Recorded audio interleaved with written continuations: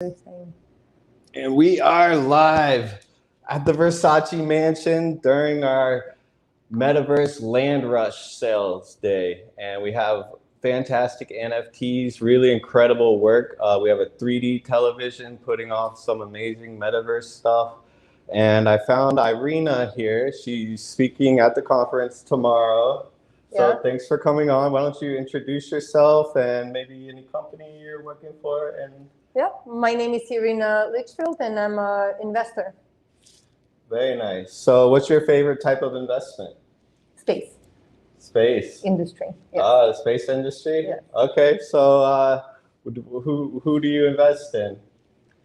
Number of companies. Okay. For the most part, service providers. Uh-huh. So think of basically everything in between the satellite and the launch company. So do you see the satellites companies, are they utilizing blockchain already? Are they going No. to in the future? That's a great question. For now, we do not have application for blockchain technology other than cryptocurrencies and tokens. Okay, very nice. So have you made any crypto purchases? Do you have a favorite? What do you expect this year? I expect a little bit of a bull run, and this year will be really good, I think. And then the next year, prepare for some blood and tears. Yeah, right. That's funny. So this is your first time at Versace Mansion, Yeah, right? yeah, Very yeah. cool. I gave you the walkthrough, showed you the suites are set up with NFTs, and there's a fashion show. The guy makes these T-shirts that are NFT inclusive. The NFT, the 3D thing was settlement on the moon. Oh wow. That's what it was, right? Okay. The images there. Yeah. It was really cool. Very cool. We're gonna go really back like and talk to him soon. Yeah. So what are we looking at for you're going to be on stage tomorrow. Yeah. What can we expect from your stage time? I'll be talking about space and space industry and kind of the integration of, the parallels that are drawn between the crypto industry and the space industry. Wow. So how did you get involved with this? With what? With choosing to invest in space and becoming so interested in it? Yeah, well, infrastructure is something that interests me a lot, and I've always worked on the infrastructure, and we are due to an upgrade in our transportation infrastructure as well in the way we look at space, and so I got involved. Very cool. What countries do you really see taking the lead in this field? Oh God, that's a loaded question nowadays. Right now, Russia has a superiority. The hypersonic weapons were launched a month ago. And so Russia demonstrated their superiority. China comes second, and then US is the third. Now, of course, it's a robust ecosystem overall, and the amount of money invested in the space industry is by far still superior here in America. But, when it comes to weapons and missiles, we are falling behind. Yeah. I went to the space show in Dubai, and it was absolutely incredible. The advances that they're making there is incredible. Yeah. And seeing some in the US, they don't really showcase what they're doing so much. So well, you see, there's a dominance, right? So for the most part, when people think about space industry, they think SpaceX, Blue Origin, NASA, right? Well, and there are a couple others, but there's much more that is going on in the development of the space innovation in the United States. It's just there's a big marketing gap, right? So for example, right now, if you are in PR and marketing, a good place to be getting involved would be space industry, because space industry is really missing the messaging, and so a lot of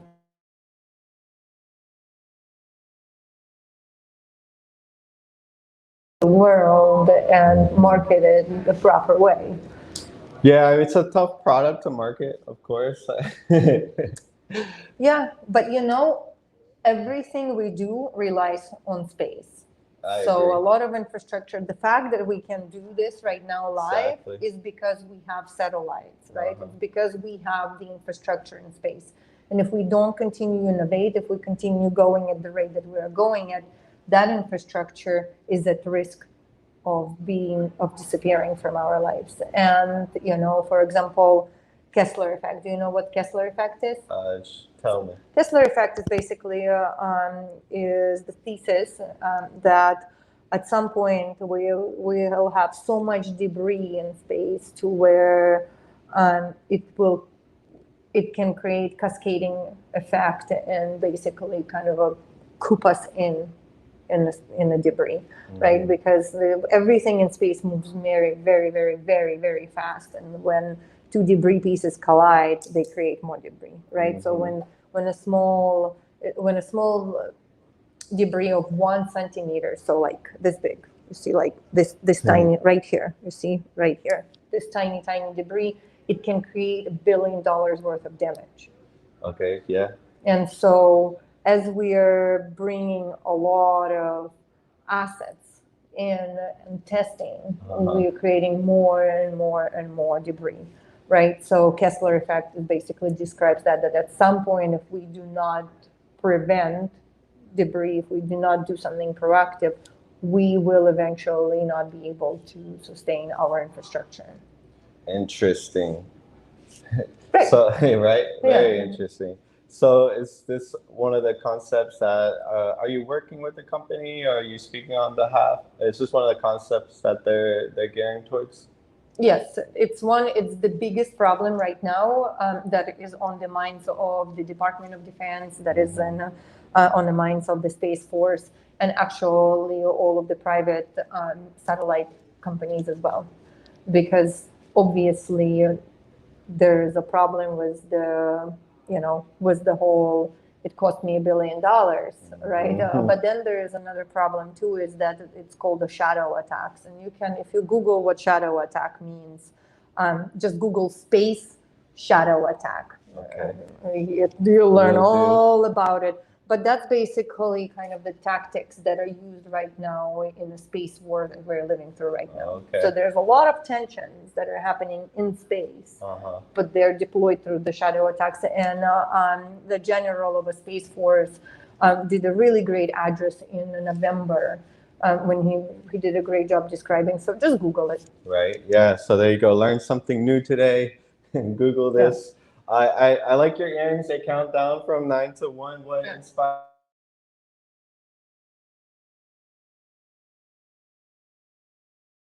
We think about kind of, for example, NFTs, right? And because you guys are doing NFTs, so I thought I'll say something about that too. And when we think about space exploration, of course, there is a use case for single source of truth, you know, the kind of the supply chain, all of the ideas. But really, if we think about going to space and space settlement, what we want to think about is how do we preserve the culture, right? Because the space is so large, eventually when we go through the barriers of traveling faster and sustaining life and doing a couple of other interesting things, in the end of the day, what we're going to start having is exploration into unknown. And when the exploration into unknown happens, there are key things that you want to preserve that are going to sustain past you, even if you don't survive, if it arrives to some kind of form of civilization, what kind of message do you send? And so what's interesting is that art plays enormous role in understanding of how do we communicate our civilization. So if you're going on a mission, what do you bring as a representation of the art? And so you might be able to bring a couple physical objects with you that are, dearly represent to you maybe the symbolism of what humanity represents, for what your standards represent for. But if you think about it, you want to be able to upload so much more, because art and history, they go together. As we look at the analysis of art, we can see the story of humanity, we can see where we've been, we can see what we've done, we can see innovations happen. And so how do you bring it into, into a new reality? And basically that's it, right? It's a digital form, and especially form that kind of will not change. Exactly. You can't go back and change what's stored as an NFT on the blockchain. And that's why the metaverse is so valuable. Somebody can't come on there and take it from you. So we're able to take all of this knowledge and carry it into a microchip instead of physically trying to bring it with us into space and to the next or frontier. just wherever, right? Even if you own a private space station and you want to simulate some kind of a creation of art, for example, right? So if as an artist goes to space to experience space, right? Private space stations. Right now we have 5 private space stations that are being built in America. Many others in the world as well. And so at some point, we're going to have access to these private stations. I'm not even talking about moon. I'm just talking about outer Earth orbit. So as we start sending artists to go and express, their creativity, will they bring the chisel, and will they bring the marbles, and will they bring the brushes and, your textiles? Possibly, but most likely it's very expensive and hard to sustain. So I think that we'll see more expression going through the digital art, and probably they'll go back to the planet and use the physical mediums to express further.